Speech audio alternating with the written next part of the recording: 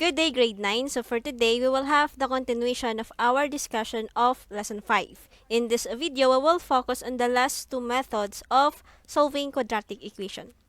Let's start. First, we have completing the square. There are quadratic equations that cannot be solved by extracting the square roots and factoring. There is another method known as completing the square, which works for all quadratic equations whether they are factorable or not. This method involves transforming the quadratic equation ax squared plus bx plus c equals 0 into the form the quantity of x minus h squared equals k, where k is greater than or equal to 0. So meaning k is positive number or 0. To solve the quadratic equation ax squared plus bx plus c equals 0 by completing the square, the following steps can be followed. First, divide both sides of the equation by a, then simplify. Second, write the equation such that the terms with variables are on the left side of the equation and the constant term is on the right side. Third, add the square of 1/2 of the coefficient of x on both sides of the resulting equation. The left side of the equation becomes a perfect square trinomial. Fourth, express the perfect square trinomial on the left side of the equation as a square of a binomial. Next, solve the resulting quadratic equation by extracting the square root. Next, solve the resulting linear equations. And finally, check the solutions obtained against the original equation. Okay, let's try. First, solve the quadratic equation 2x squared plus 8x minus 10 equals 0 by completing the square. Again, our first step is to divide both sides of the equation by a, then simplify. In our equation, the value of a is 2. So we have 2x squared plus 8x minus 10 equals 0 divided by 2. We have 2x squared divided by 2 is x squared, 8x divided by 2, 4x, and negative 10 divided by 2, we have negative 5, equals 0 divided by 2 is 0.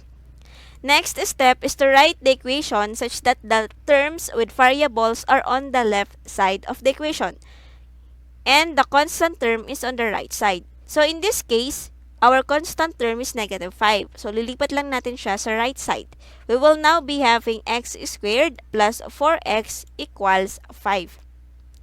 Next step is to add the square of 1/2 of the coefficient of x on both sides of the resulting equation. So in this case, 4 is the numerical coefficient of x. Divide natin siya sa 2, then kunin natin yung square. So we have 4 divided by 2, then kunin natin ang square ng quotient. 4 divided by 2 is 2, then kunin natin yung square niya. 2 squared is simply 4. So, meaning si 4, i-add natin sa right side and left side of the equation. So, we have here plus 4 and on the right side. Then, simplify lang natin. We have x squared plus 4x plus 4 equals 5 plus 4 is 9. Next step is to express the perfect square trinomial on the left side of the equation as a square of a binomial. Since x squared plus 4x plus 4 is a perfect square trinomial, lilipat natin siya as a square of binomial. So we have quantity x plus 2 squared equals 9. Since x plus 2 times x plus 2 is equal to x squared plus 4x plus 4. Next step is to solve the resulting quadratic equation by extracting the square root. Sana tandaan nyo pa, using the extracting the square root. So, we have this equation and first step is to take the square root of both sides. So, makakancel natin yung radical sign and yung exponent. We will now be having x plus 2 equals square root of 9. We have positive and negative 3. Then, next step is to solve the resulting linear equations. So, first, we have x plus 2 equals, if 3 is positive, we have positive 3. And x plus 2 equals, if 3 is negative. So, we have negative 3 here. Then, simplify natin. We have x is equal to, transpose natin si 2, 3 minus 2. And 3 minus 2 is simply 1. Next one, we have x plus 2 equals negative 3. This time, we have x equals negative 3. Lipat natin si 2 minus 2. And negative 3 minus 2 is negative 5. So, meaning, the roots of the equation are 1 and negative 5. Again, we may check our answer. Kung nasatisfy niya yung equation, we have this 2x squared plus 8x minus 10 equals 0. If x is positive 1, we have 2 times 1 squared plus 8 times 1 minus 10 equals 0. 1 squared is 1. So, simply we have 2 times 1 plus 8 times 1 minus 10 equals 0. 2 times 1 is 2 and 8 times 1 is 8 minus 10 equals 0. 2 plus 8 is 10 minus 10 is equal to 0. So, nasatisfy ni 1 yung equation.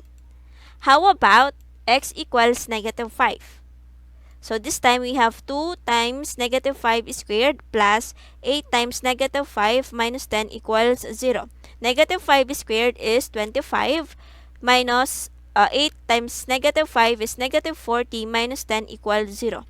2 times 25 is 50 minus 40 minus 10 equals 0. 50 minus 40 is 10 minus 10 is also 0. Again, nasatisfy ni negative 5 ang equation natin. Next example, we have x squared plus 3x minus 18 equals 0.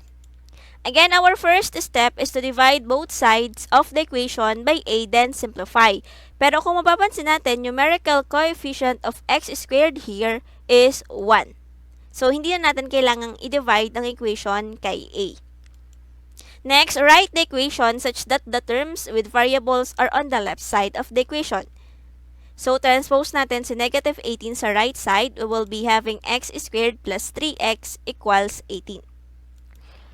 Next, add the square of 1/2 of the coefficient of x on both sides of the resulting equation.